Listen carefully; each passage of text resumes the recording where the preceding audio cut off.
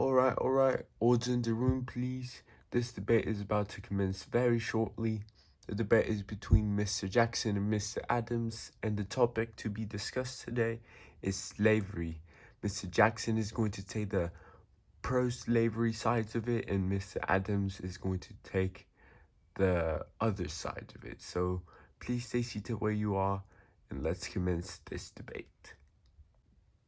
All right, Mr. Jackson, what are your thoughts on slavery?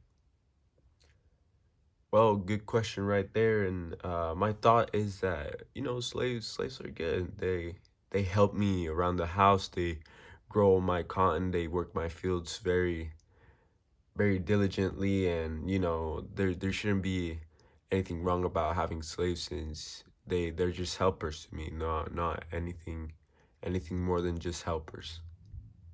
I would have to respectfully disagree, since slaves are not just workers, they're your property.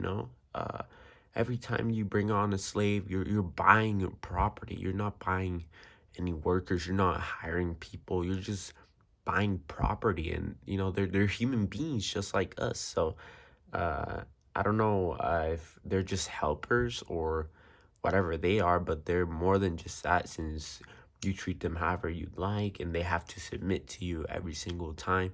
So I would have to respectfully disagree on that.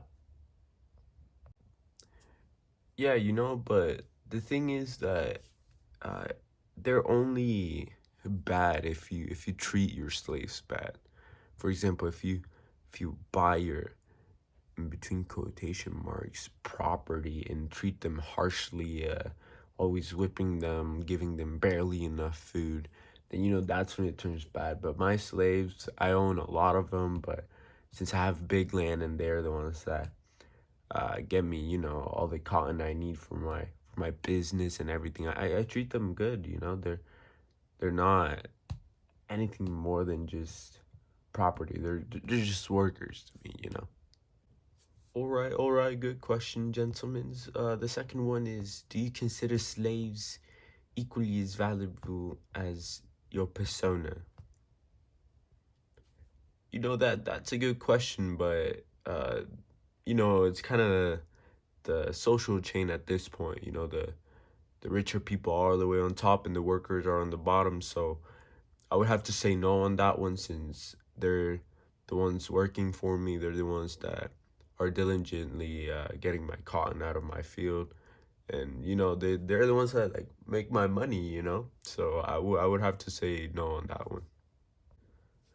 You know, slaves are not just any type of property. They're people. They're human beings just like us. So to say that they're not equally as valuable as yourself, that is just very wrong, since you know slaves are human beings. They were born out of a mother just like yourself, and just because they're working on your field and because you own them as slaves doesn't mean that they're not as valuable as yourself. They're not just workers, they're people. Yeah, I do see they're human beings just like me, but don't you see that they were born to be slaves? They were born out of slaves, and that's the only thing they know. So working under leadership and submission toward others is what they do. So I would have to say, yeah, they're human beings. They're equally as valuable in the sense of that they're humans, but to me they're workers. They're not any they're not kind of like friends or anything that I just hang out with them and treat as equal. All right then, but you've been saying a lot that they're just workers to you, nothing more than workers. Then would you consider giving them the title of workers instead of slaves? Like, would you consider hiring people instead of having them as slaves?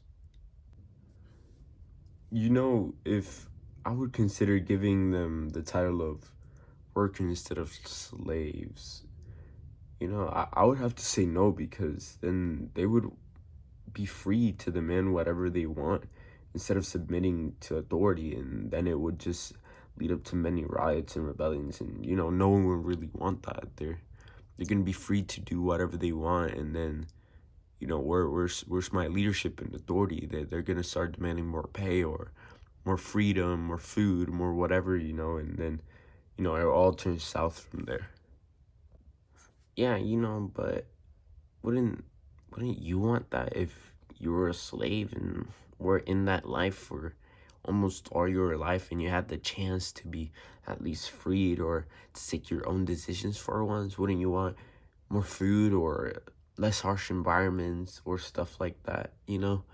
That's the thing. If you have them as workers, of course they'll demand more, but there's gonna be a point where everything will be equally balanced, you know, and they'll just be working for you normally, you know, under your authority, since you're still their boss, and they still have to do whatever you command them to do, you know, since you're in charge of your cotton field and your big house and everything, you know. You know, that's a pretty good point right there, but the thing is that if they get to be freed, then you know, they can just like quit or something, you know, like I don't have any more authority over them to say, no, you have to stay here and work for me. They're gonna want to quit, and then everyone's just gonna rebel, and I'll end up with no one to work for me, you know. Then what's the whole point of me having a tons and tons of, you know, slaves to work for me in my field, and if I end up giving them a quote unquote job, and they'll just want to quit because they don't like my environment or whatever. Although I think it's pretty good since I give them a lot of food, and it's not as harsh environments of other people that I've seen, you know. So I would have to think hard about that one, since you know I personally have never freed a slave before, and I don't think I will, since yeah, it can end up to many troubles if I do. All right, gentlemen, this was a good debate right here. I'm gonna have to stop it since we've reached the time limit, but I heard really good points from both sides, and you know, some things to think about later. So good work, gentlemen, and we'll see you tomorrow for the next topic. Thank you. All right, and that concludes my video presentation for technology project number 2 for Mr. Professor Thomas Whitaker. Thank you.